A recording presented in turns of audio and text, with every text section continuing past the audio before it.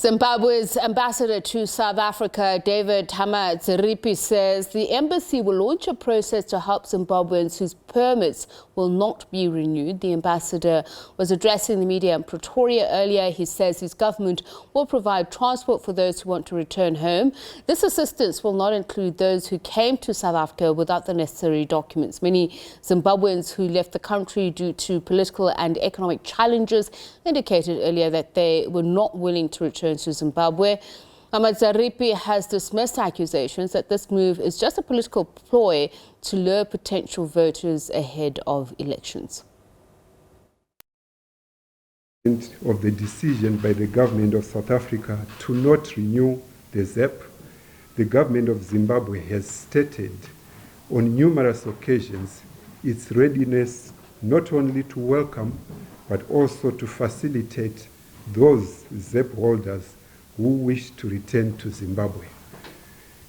In order to adequately prepare to do so, the embassy and the consulates of Zimbabwe will be conducting a mapping exercise to identify and register ZEP holders who wish to return home. The mapping exercise will be conducted in the course of February and March 2023 across all the provinces of South Africa. In the first place, this exercise has absolutely nothing to do with the upcoming elections in Zimbabwe. It is not the government of Zimbabwe that took the decision that the ZEP holders, the validity of the permit is going to end on the 30th of June. But secondly, I think it's typical cynicism, translating everything to be a political game. No, we are talking about people's lives here. We are talking about human lives. And certainly, the government of Zimbabwe cannot sit back and observe a situation which may cause the greater indignity of our people, greater suffering of our people. No, that we cannot do. And it doesn't matter whether we are in the midst of elections or not. We have to exercise our responsibility as a government to ensure that at least our people are saved and are saved right. Political analyst Xolani Dube of the Xubera Institute for Research and Development joins us now to talk about this. A very good evening to you, and thank you so much for speaking to us, Xolani. Let's just first start with ZEP, the Zimbabwe exemption permit. What is the history behind it, and how long have these permit holders really been in the country with these documents? Look, we have to accept that the reason for the ZEP was the result of South Africa, and especially during the presidency of Thabo Mbeki. But we have to ask ourselves why we are having ZEP. If we go back to the history, remember that when Cecil John Rhodes was talking about Cape to Cairo, and then there was also Jan Smart, who was also having an idea of building a train from Cape to Cairo. And then Thabo Mbeki came with an airport, of which all these agendas were mainly about the night trains, where the so-called the frontline state were to come to South Africa as slaves. And so what we have to accept as South Africans is that the Zimbabweans, the Malawians, and those who come from Lesotho and Swaziland, they will never leave this country, because to a certain extent, this country, the British built this country at their backbone. And so beyond that, South Africa was constructed by the British to be what we call it the core for Africa. Hence, during Thabo Mbeki's time or presidency, we used to say South Africa is a gateway to Africa, meaning that for any international multinational company, if they want to go through, if they want to have business in Africa, they must go through South Africa.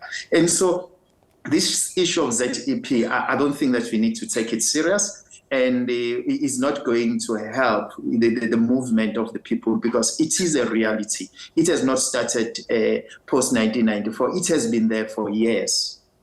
So when the Zimbabwean government says it's extending an olive branch to those who are ZEP holders who may want to go back home, what kind of a life awaits them? As you said, there are various reasons, a lot of these being economic migrants, some asylum seekers, we've heard some refugees. So just talk me through this process and what it really means, because he also talks about those who may want to go back. Would they have an option to remain in South Africa without the proper documentation?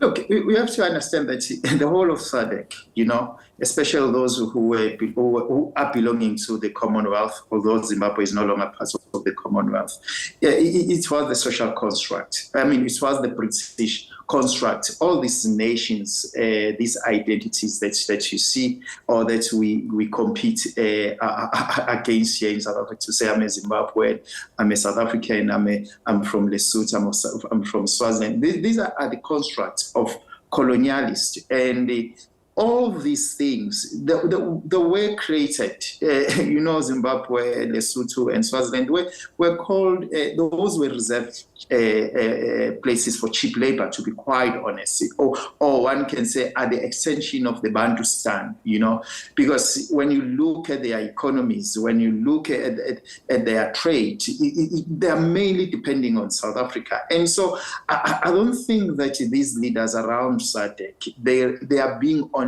to themselves as well as to the people that they are leading. The only thing that you have to do is to create, or is to come with the so-called the countries that are going to debunk what the British created during Cecil John Rhodes, because these are the ramifications of Cecil John Rhodes, and is still haunting us. If really Zimbabwe was about true to its cause of in relation to the issue of land, they never touched the so-called the farms or the land of Oppenheimer. And so those are the indications that Zimbabwe, with their rhetoric of being radical, but they are still, how can I put it, they are still kneeling to the British and also to the South African multinational companies. And so there is nothing that they are going to do. They are so powerless, just like any other leader in the SADC region. And so whatever that they are saying, to be quite honest, it's possible they are doing it for the elections, but